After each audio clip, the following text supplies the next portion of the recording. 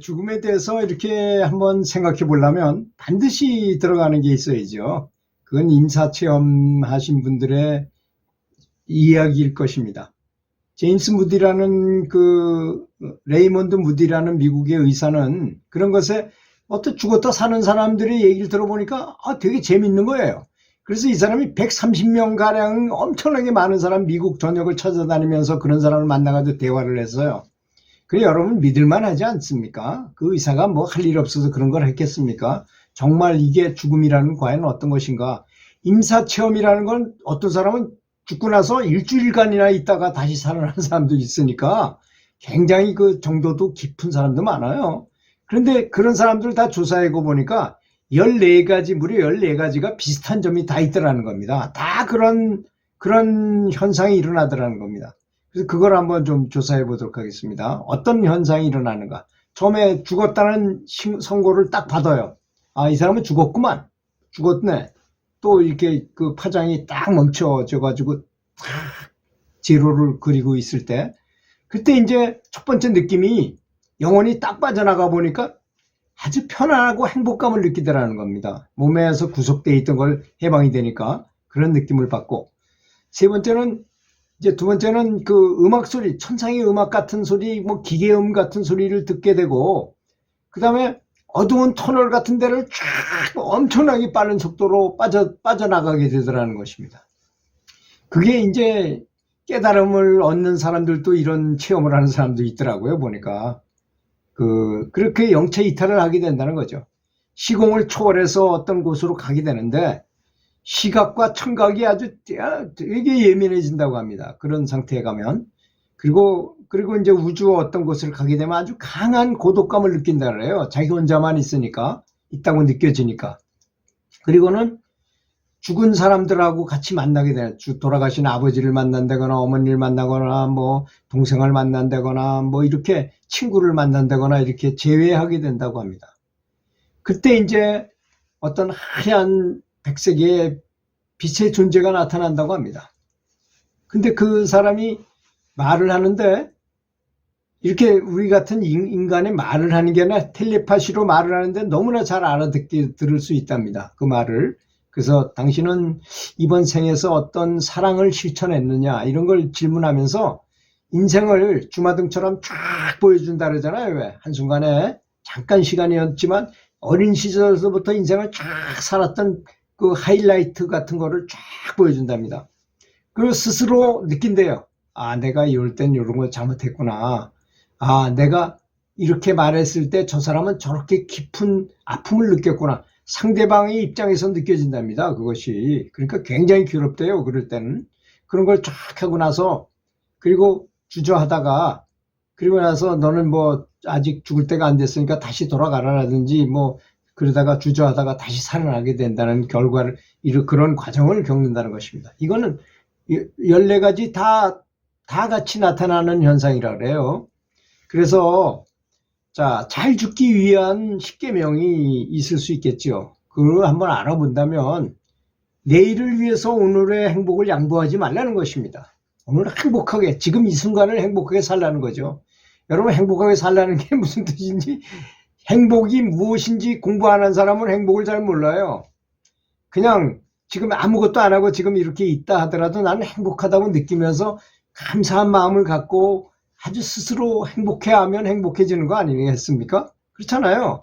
아무리 괴로운 때라 하더라도 내가 행복한 마음을 가지고 있으면 별로 슬프지 않습니다. 그런 걸 말하는 거죠. 그러니까 행복도, 감사함도, 사랑함도 훈련을 많이 해야 되는 것입니다. 건강할 때 호스피스 병동 같은 데서 이렇게 봉사활동을 해보세요. 그러면 정말로 살아있는 게 얼마나 큰 영광인지를 알게 될 것입니다. 걸어 다닐 수 있다는 영광. 그 노인네들 가보면 숨도 못 쉬어가지고 막 그 산소호흡기 꽂고 괴로워하는 분도 있고, 걷지 못해가지고 발을 질질 끌면서 다니시고 얼마 안 있으면 돌아가실 분이에요. 그런 분들은 다리가 얼마나 소중한 건지, 그래서 걷기를 많이, 이런 걸 봉사활동 하다 보면 다 알게 됩니다. 그래서 제가 어떤 교육을 받는데 마지막 시간에 요양원을 가게 됐었는데, 그때 당시엔 양로원이라 그랬어요. 그 원장님이 그러더라고요, 우리 보고. 노인들이 어떻게 돌아가실지는 이 허벅다리나 다리 두께만 보면 안 돼요. 다리가 곧 건강하고 아주 직결되어 있다는 얘기죠. 얼마나 오래 살 것인지. 그 다음에 나쁜 소식도 정확하게 알라는 것입니다. 뭐 내가 얼마큼 살 수 있다든지 이런 것도 정확하게 아는 게 낫잖아요. 모르고 죽는 것보다는 나니까. 그래 대비를 할 수 있고 하는 것이니까. 다음에 네 번째, 마지막에 할 말을 지금 하라는 것입니다. 마지막에 내가 유언으로 할 말을 미리 얘기를 많이 해놔라 이겁니다. 그래서 내가 언제 어떻게 될지 모르잖아요. 어떤 사람은 돈이 아까웠고 돈이 있어야지만 자식들한테 버림을 안 받는다 그래가지고 잘 모아뒀는데 사람들이 그걸 발견하지 못해서 쓰레기장에서 놔둔 걸 보니까 8억 원이 그 안에 들었다는 것입니다. 그 참 허망하잖아요. 자식한테 주지도 못하고 가난한 사람들 돕지도 못하고. 내가 죽는 줄 알거나 내가 상태가 어떻다는 거 알면은 미리 그거 가지고 살아생전에 보시를 할 수 있으니 뭐 진짜 천국에 더 가깝게 갈 수 있잖아요. 그런 걸 죽음이 불행인 것처럼 대하지 말라는 것입니다. 죽음은 알고 보면 굉장히 영광스러운 것입니다. 아까 얘기했잖아요. 몸에서 빠져나가면 너무나 자유롭고 편안하고 행복함을 느낀다고. 그런 건데도 죽음이 불행한, 왜 한 번도 죽어보지 않았고 죽은 사람이 다시 돌아와서 얘기한 바가 없잖아요. 그러니까 모르는 거일 뿐입니다. 그래서 통풍 조절을 잘하는 주치의를 알아두는 것이 좋습니다. 자기 주치의를 잘 알아두고 통증을, 그래서 행복하게 죽을 수 있잖아요. 아프면서 죽으면 제정신이 아닌 상태로 죽으니까 바른 정신을 가지고 죽지 못하잖아요. 그래서 통증만 잘 조절하면 그냥 죽을 때 편안하게 이렇게 가면 되는 거니까 그런 걸 좀 알아두는 게 좋다고. 건강할 때 자신의 마지막 모습을 상상해 보라는 겁니다. 내가 과연 죽을 때 얼마나 행복하게 편안하게 정말 어떤 고통도 없이 이렇게 죽을 수 있을까 하는 걸 생각해라는 것입니다. 그래서 연부라는 사람들 경전에 보면 그런 말이 나와요. 사람이 죽을 때 3단계가 있답니다. 첫 번째는 정신이 있는 상태에서 몸이 아파지면서 점점 화약해지면 죽을 것 같은 생각이 들으니까 뭐 돈 놔두고 가는 거, 친구들하고 헤어지는 거, 배우자하고 헤어지는 거, 자식들하고 헤어지는 거, 뭐 이런 것을 굉장히 슬퍼하고 괴로워하지만 두 번째 단계에 가면 이제 내가 막 죽어가는데 뭐 남 생각할 새가 어디 있습니까? 자기에 대해서만 생각하잖아요, 그때. 그러다 필름이 딱 끊어지는 상태가 온다는 거죠. 근데 연부를 해가지고 연부를 오랫동안 잘 열심히 한 사람은 요 1단계, 자기 몸이 이렇게 망가지고 갈 때 벌써 이 극락삼성, 부처님과 대세지보살과 관세음보살이 극락성중들을 어럿을 데리고 나타나십니다. 그래가지고 반야용선이라는 이 배에다가 태워요. 배에 타면 무조건 극락으로 가는 거거든요. 그런 현상이 실제로 일어난다는 것이잖아요. 또 기독교에서 기도한 사람들은 그분들 나름대로의 무슨 그 조치를 취해서 예수님이 나타나시고 그 성인들이 쫙 나타나서 그분들의 천국으로 이렇게 모시고 간다는 거죠. 그러니까 종교가, 말년에 종교라는 것은 너무나 중요한 것입니다. 마지막 순간에도 즐길 수 있는 취미를 만드시라는 것입니다. 마지막 순간까지도 내가 즐길 수 있는, 내가 그림을 그린다든지 뭐 또 연부라는 것 같은 것이 가장 좋은 거죠. 연부를 계속 하면서 이렇게 돌아가시니까 연부라는 사람 쳐놓고 행복하게 돌아가지 않으신 분은 한 분도 못 봤어요. 저는 정말 너무나 행복하게 편안하게 돌아가시더라고요. 저희 아버님은 돌아가신 모습을 보고요, 사람들이 울면서 들어왔다가 친척들이 왔다 아버지 얼굴을 딱 보여드리면 울음을 딱 그쳤어요. 너무너무 행복한 모습이었기 때문에. 그런 것, 당신은 가도 당신의 재산은 남습니다. 그래서 그 재산 때문에 서로 분란이 일어나지 않도록 잘 적절히 분배하시고 가시는 게 좋다는 것입니다. 그리고 마지막으로 같이 하는 웰다잉 보호자를 만들어 두라는 것입니다. 그 자기를 간호하고 같이 이렇게 대화할 수 있고 그런 사람을 만들어 두라는 거죠. 자, 그래서 우리 사람은 하는 것에 따라서, 아까 제가 얘기하다가 못한 말이 있는데요, 이 사람이 영혼이 빠져나가면 5가지 신통을 할 수 있게 된다. 신통이 아닌 신통이죠. 이제 몸에서 빠져나갔기 때문에 누구나 할 수 있는 걸 말하는 겁니다.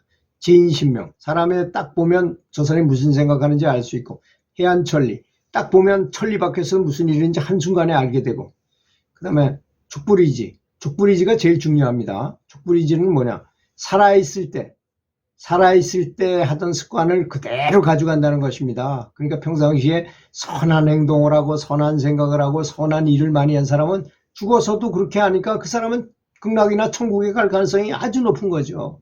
굉장히 중요한 것입니다. 그래서 사는 동안에 우리는 어떻게 살아야 되겠는가? 첫째, 착하게 선하게 살아야 된다는 것입니다. 다른 사람, 불우한 사람이 있으면 돕고, 힘든 사람이 있으면 니 아까 끌고 가는 할아버지가 있으면 밀어주고, 이런. 두 번째는 즐겁고 행복하게 사랑을 많이 베풀며 살라는 것입니다. 그런 게 습성화되도록 하라는 것이죠. 다음 세 번째는 떠날 때 후회 없고 죄책감을 느껴지지 않도록 그렇게 살아라는 것입니다. 그래서 죄를 많이 짓고 악한 생각을 많이 하고 죽는 사람은 굉장히 괴로워해요. 확실히 죽을 때 보면. 그래서 네 번째는 집착을 버려야만 빠르고 편안하게 올라갈 수 있다는 것입니다. 가야 할 곳이 뭡니까? 돌아가시는 거잖아요. 내가 고향으로, 내가 원래 있던 고향으로 돌아가는 걸 죽는 것이라고 표현해. 돌아가십니다. 이렇게 말하잖아요. 근데 내가 집착이 너무 많아. 가지 못하는 거예요. 원혼이 돼서 떠돌아. 참, 그거 괴로운 거죠. 그렇다면, 여러 사람 괴롭히고 본인도 어렵고, 그래서 집착을 모든 걸 버리고, 죽을 때가 됐는데도, 제 친구 보니까 죽을 때가 됐는데도 계속 부동산 거래 전화하다가 죽더라고요. 그거 보고 저는 너무 가슴이 아팠어요. 친구야, 그렇게 아니라 우리 연부를 한다든지 기도를 한다든지 이런 거 하다가 죽으면 얼마나 좋겠는가. 정말 그때 굉장히 안 됐더라고요. 제가 그 말해 주기도 참 곤란하고 너무 안 됐구나 하는 생각이 들더라고요. 왜 저러다 죽나. 모든 걸 다 버리고 집착을 버리고 정말 다 그 신을 생각하면서 사망을 하면 얼마나 좋겠나 하는 생각을 하게 됐습니다. 자, 뇌당을 위해서 우선 건강 체크를 해야 되고 자성 시간을 가져야 되고 자원봉사를 많이 해라는 것이고 추억의 물품은 잘 보관해 두라는 것이고 고독사를 하지 않도록 조치를 좀 취해라고. 뭐 어쩔 수 없는 분도 있겠지만 사전의료의향서라는 거 아시죠 여러분들? 그 사전의료의향서 체결된 병원이 있어요. 거기 가서 그 도장 찍고 이렇게 자손들한테 알려주고 내가 이런 거 했다 이런 거 알려주고 해놓으면 그대로 되는 거니까 연명치료를 안 하게 되는 것도 큰 복이에요. 다 죽었는데도 불구하고 강제로 호흡하게 해놓고 몇 개월씩 살게 해봐요. 그거 얼마나 큰 괴로움입니까? 자식은 돈도 많이 들어야 되고 그런 거. 그 다음에 유언장을 법적 효력이 있을 수 있는 유언장을 미리 작성해라는 것이죠. 또 자서전 같은 것도 만들어도 좋죠. 버킷리스트를 작성해 놓는다든지 마음의 빛을 청산하라는 것입니다. 내가 잘못한 사람한테는 깊이 참여할 것이고 나를 괴롭혔던 사람, 내가 원한을 가진 사람한테는 과감하게 용서를 하고 다 용서하고 화해하고 그리고 빛을 하나도 마음의 빛을 내기지 말라는 것입니다. 그 다음에 장례를 어떻게 해라는 것을 미리 자손들한테 그리고 장례 의향서라는 것도 있어요. 난 불교식으로 해다오, 뭐 기독교식으로 해다오, 나를 화장해가지고 뭐 수목장을 해다오, 뭐 이런 것들을 미리 다 해놓으면 자손들이 아주 편하게 된다는 것입니다.